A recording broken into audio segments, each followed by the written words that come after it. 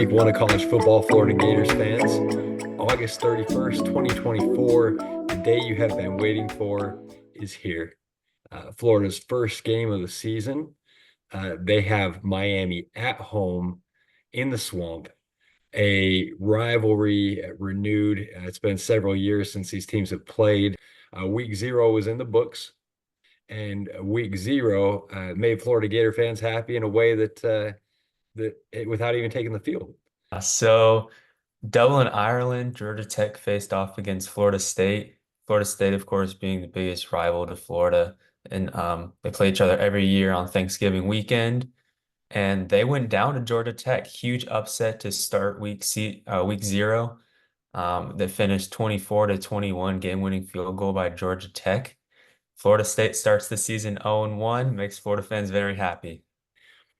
But jumping into the actual action with the Florida Gators on the field this week, Miami coming to town. Coach Mario Cristobal and his squad coming up from South Beach.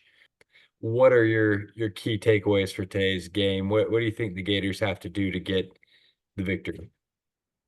Yeah, I think this is a huge game, mainly for both coaches. Both coaches, Mario Cristobal and Billy Napier, going into their third season. Yeah, Billy Napier is just under 500 in his 2 years. Cristobal is just over 500 in his 2 years. So they're both on the hot seat right now in big name programs as Florida and Miami.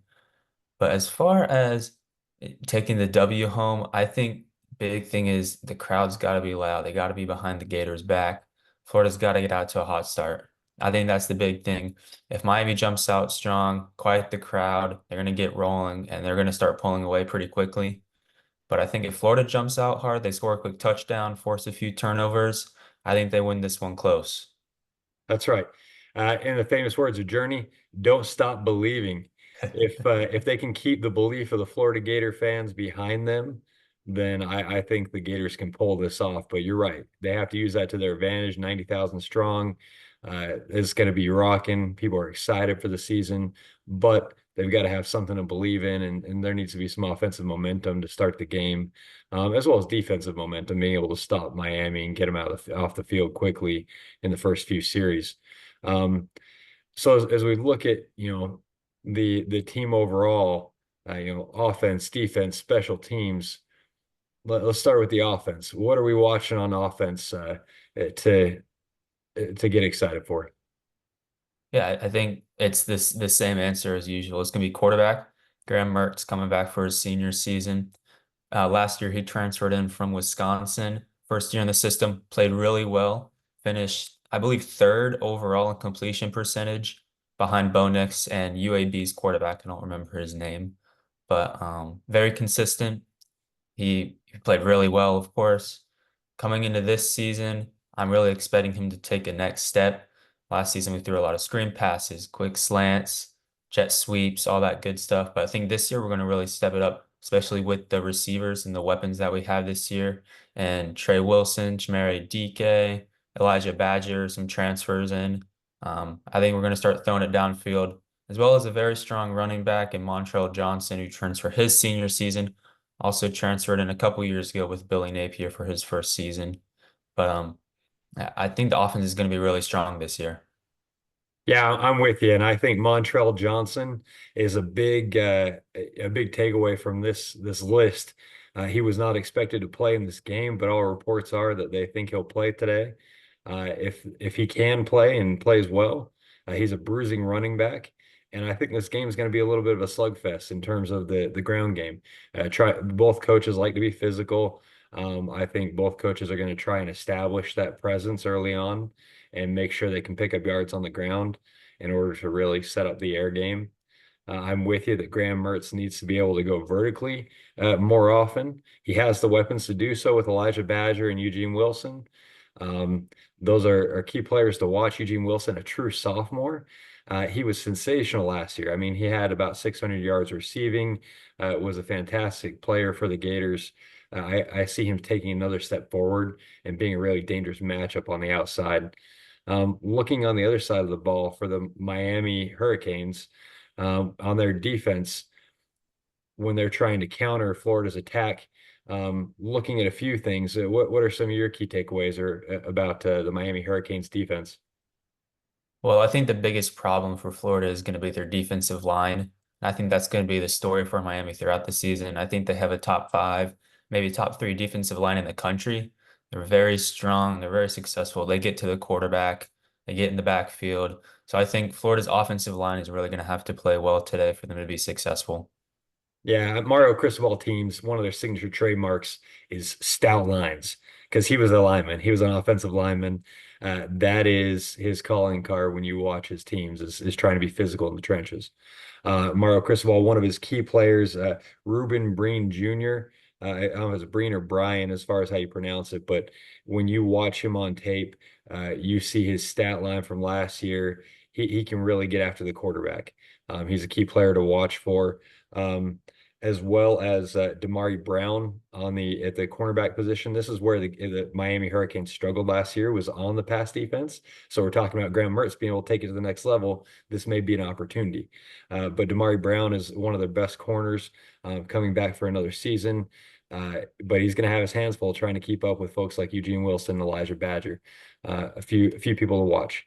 Going to the defensive side of the ball for the Florida Gators. Uh, on defense, who are your key players to watch for those that are just tuning in?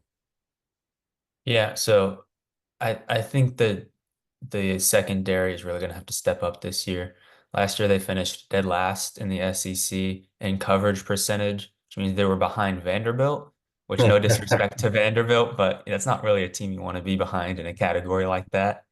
But in the secondary, we have great players. We have Jordan Castell coming back for his sophomore year, Jason Marshall Jr. for his senior year, Devin Moore for, I believe he's a senior as well. I think they're going to have to play big. Another name I want to mention is Justice Boone on the defensive line. He was injured preseason 2023. He tore his ACL in practice, so he was out the entire year. He comes back this year. I think he's going to be motivated. He's going to be inspired. He's going to get after the quarterback, stuff the run game. I'm excited to see what he can do. No, that's a good point. I mean, the pass defense, if you can't stop people in the air, uh, it's especially in today's era of college football, it's going to be a long outing. The team brings back, I was going to note Jason Marshall as well, a lot of experience, quality player. I also think that on the at the linebacker position, one of the key people I think to watch for is TJ Searcy. I think that he is somebody that can really get after the quarterback. Um, and I think that he's going to have a big year if the Gators are going to be able to step up um, and make a difference on the defensive side of the ball. And then to note a couple of our fan favorite players. The big boy Watson right up in the middle. He's 449 pounds. You cannot miss him at nose tackle. He comes in after Cam Jackson at the nose tackle, so he's usually behind Cam Jackson on the depth chart.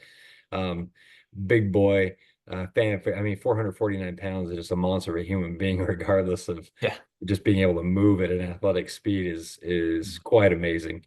Um, a lot to watch for on the defensive side of the ball. I think they will be much improved. We have Justice Boone returning from an ACL injury. Justice Boone played very well in 2022. In 2023, he was out with an ACL injury, so I'll be excited to see him back on the line. Um, so yeah, the Florida defense is definitely something to watch this year, and needs to take a step forward if the Gators are looking to make a bowl game this year. So stepping to the team that they're trying to stop on offense. This is a highly touted Miami Hurricanes team on offense. Who are some key players that we should look out for and some things to watch on Miami's offense? Yeah, the two biggest names, Cam Ward coming over from the Pac-12 from Washington State. He's going to be behind center today. He's got a big arm. He can also run very well. Dual threat quarterback. Going to be tough to stop. They also have a big name running back in Damian Martinez, also from the Pac-12, Oregon State. Um, Big bruising running back as well, as similar to Montrell Johnson's style. And they're gonna try to really win that line of scrimmage, get the run game going to open it up for the pass game where they can hit Xavier Restrepo, who's one of the best wide receivers in college football. He, we're probably gonna be matched up with Jason Marshall today all day long. So it's gonna be a fun matchup. Defense got to step up. Yeah, they have a lot of players, and Damien Martinez, he is a legitimate running back. He kind of reminds me of Isaiah Pacheco with the Kansas City Chiefs. A little bit unorthodox when you watch him on the field, but he just knows how to really attack the defense in a way that it is really productive if you watch any of his tape when he was at Oregon State. On top of that, Jacoby George is one of their wide receivers out there at the University of Miami. Um, they can stretch the field. He had a couple big games last year. He went for about 100 yards against Texas A&M, who we know has elite talent down there. I mean, Jimbo Fisher paid everybody and their dog to get him in the house at Texas A&M, and so that they have talent that Jacoby George was able to play against last year.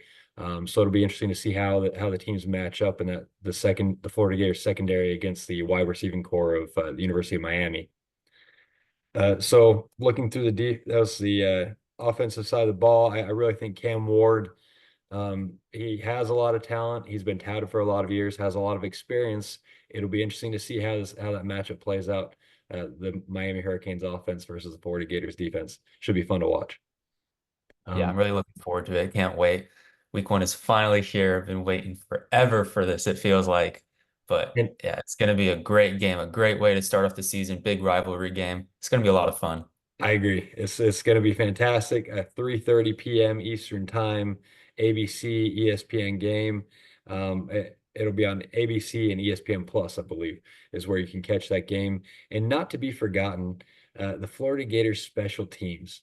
This is a group that when you're struggling to get over the hump, having a great special teams can make the difference. Right now, they're bringing back Trace Smack, who was our kicker last year, came in uh, partway through the season. He was 17 of 21 on field goals, 29 of 29 on PATs. Should be a reliable weapon for the Gators when they get in the red zone. Hopefully, they don't have to use him except for on PATs. But if needed, he can get you some points in a pinch.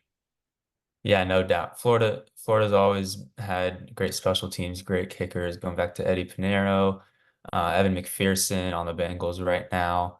So yeah, he's going to be great this year whenever we get to those fourth downs inside the red zone, inside the 40 even. He's got great range. He could probably hit 60.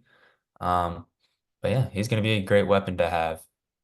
Yeah, and as well, one of his counterparts, the punter, being able to flip the field, so important in college football. Jeremy Crawshaw, one of the best punters in the country last year, so he's able to flip the field for the Gators. So that will help them in the field position game. And then more excitingly, I know people don't love kickers, but you got to mention them that they're part of the game. But more excitingly, on the return end, you have Eugene Wilson returning punts, dynamic player. If you can get in the open field, maybe make some magic happen. It's great to watch a good punt return. And then we got Montrell Johnson once again assuming duties as on kickoff. Um, any other key pointers for Gators fans to watch out for in this game? I think we summed it up pretty well. I think the key to the game is, like I said, start out hot, get that crowd going, get that crowd behind you, win the line of scrimmage. We mentioned Miami's D line, one of the best in the country, as well as their O line is very strong. Cristobal coaches them very well. So line of scrimmage, start out hot. Great point. On the line of scrimmage, one player we did miss that I really want to highlight. Often the big boys up front are overlooked, but Jake Slaughter up front as center for the Gators, bringing back some experience, redshirt junior. That is a key position. When your center is ready to go, if he can have a big game, he's been a consistent presence for the Gators. If he can have a key game in directing that offensive line, they can really take control early. And with that, we get to our predictions for the game. Vegas has us at a 54.5 point game between the two. So you're looking at, 25 to 30 points per team is what they expect statistically. The Miami Hurricanes are a 2.5 point favorite coming into the swamp. So what is your outlook for this game, Skylar? Who do you think's will win? I think it's going to be close the whole game. I think they're going to go back and forth, trading touchdowns. Final score, I have Florida winning 31-27. I have them scoring a last minute touchdown to take the lead, and I have them holding it on till the end. That's a pick for the Gator fans are going to love. We're going to take note of that so we can bring it up next week. So 31-27, you said. That's Okay, it. 31-27. I initially picked the Gators to win this game, but after looking at everything, I think that the Miami Hurricanes pull off the win, unfortunately. I don't want to say that, but I'm going to try and be realistic on this rather than try and be a homer. I'm going to go with a 28-24 game. I also think it's going to be very close, but I think that the Miami offensive line and defensive line is going to be just a little bit too much for the Gators to overcome. 28-24 is what I have in the swamp. We'll come back next week and see what actually happens. Hopefully I'm wrong. Not very often I say that. But yeah, thanks for tuning in, Florida Gators fans. Enjoy the game down there in Gainesville, and we'll catch you next week.